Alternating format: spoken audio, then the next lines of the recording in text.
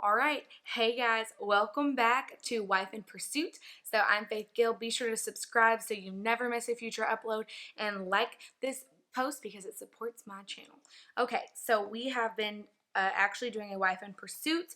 If you are just starting to follow along, that's totally fine. It will not hurt anything. You can join in with us.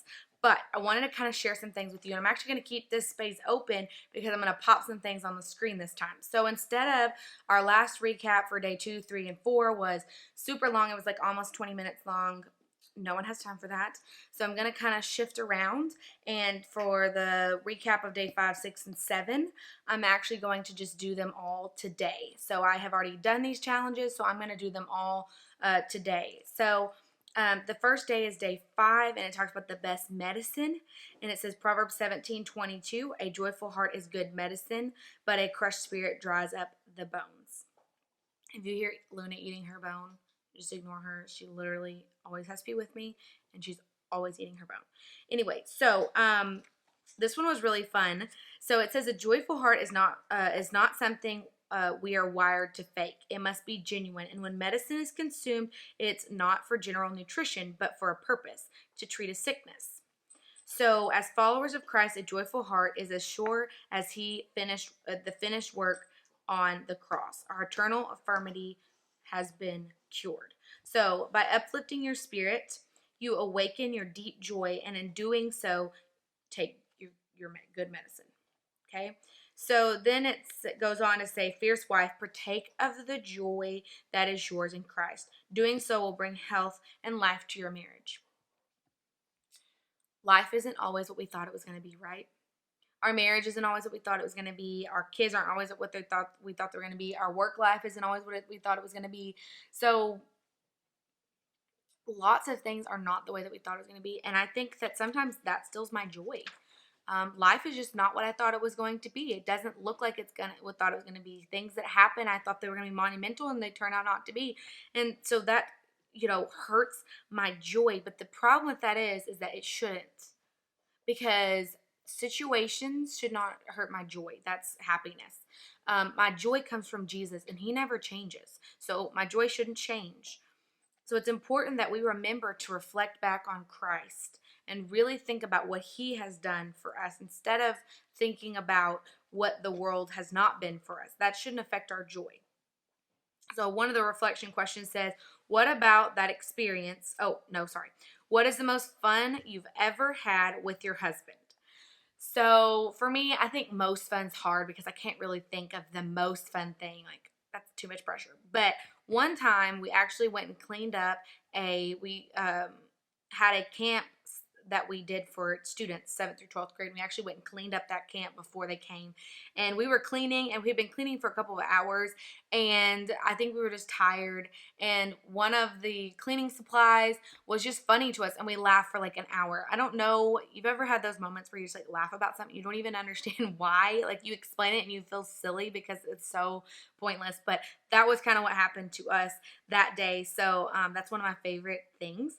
Pray, ask God for a renewed and refreshed sense of fun in your heart and in your marriage. So the act or the pursuit was pick a game that you both enjoy and play it this evening. If you don't have a game, borrow it from a friend. If you don't have a favorite game, try something new together.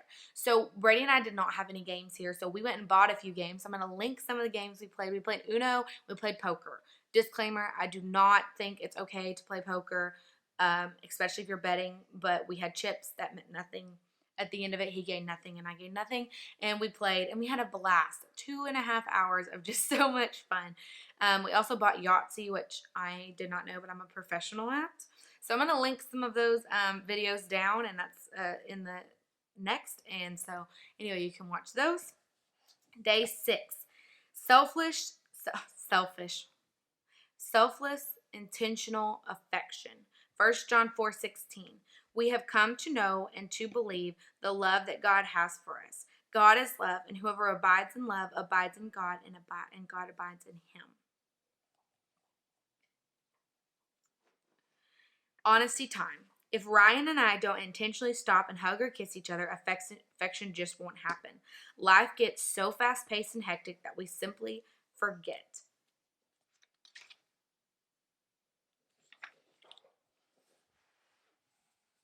To be honest, this type of pursuit isn't easy. I used to never pursue my husband with affection unless I felt like showing him affection, but something in me has changed.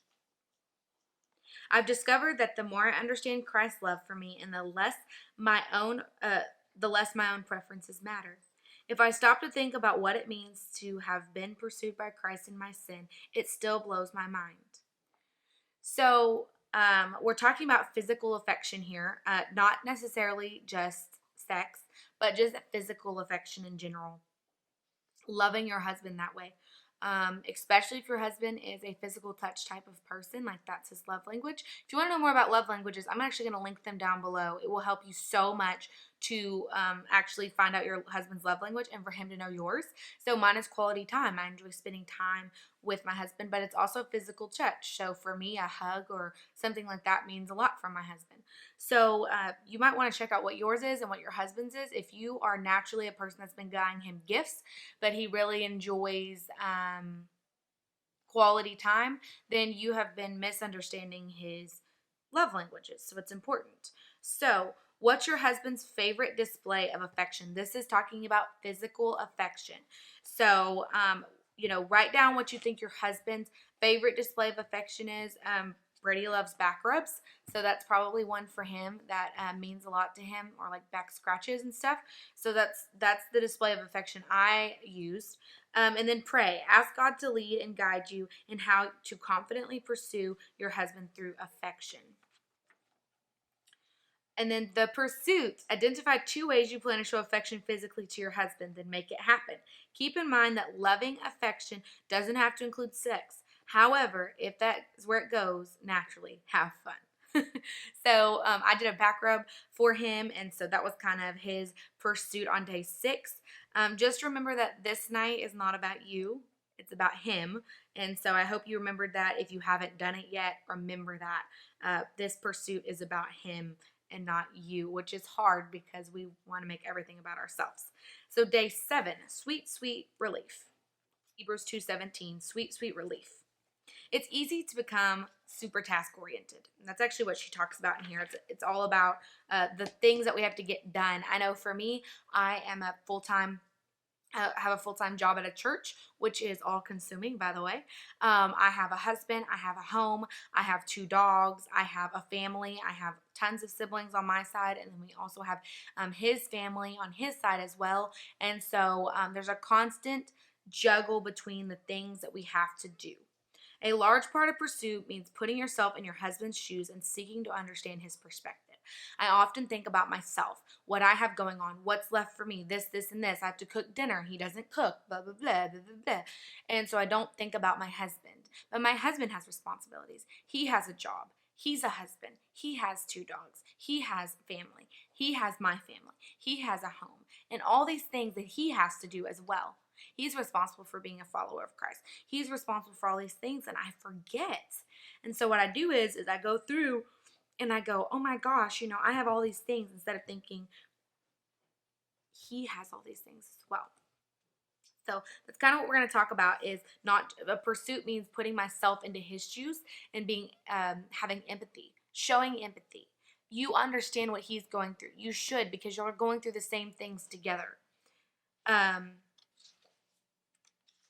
Chances are you are already grateful for everything your husband does, and that's good. Today's pursuit is about deepening your understanding and communicating exactly what you are thankful for directly to your husband. So, the question is, what duties does your husband do that you couldn't do without, or that you don't want to do without? Like, my husband takes out the trash. I don't want to do without that. Like, what? No, I don't want to do without that. He is great at that, and he does it faithfully, and I don't want to go outside by myself and do that by myself, so I appreciate that. Pray. Thank and praise God for the many ways your husband helps out. Ask God for clarity and direction on how you can bring sweet relief to your husband. So, our pursuit was release your husband from one duty he routinely handles. Your goals are to understand his perspective a little more and to express gratitude for what he does. Pick a chore he usually does or a small house project he'd normally take care of. Your call. If you're stumped, just ask. Either way, express your gratitude for what he does for you and your family, and explain why you are covering one of his duties for the day.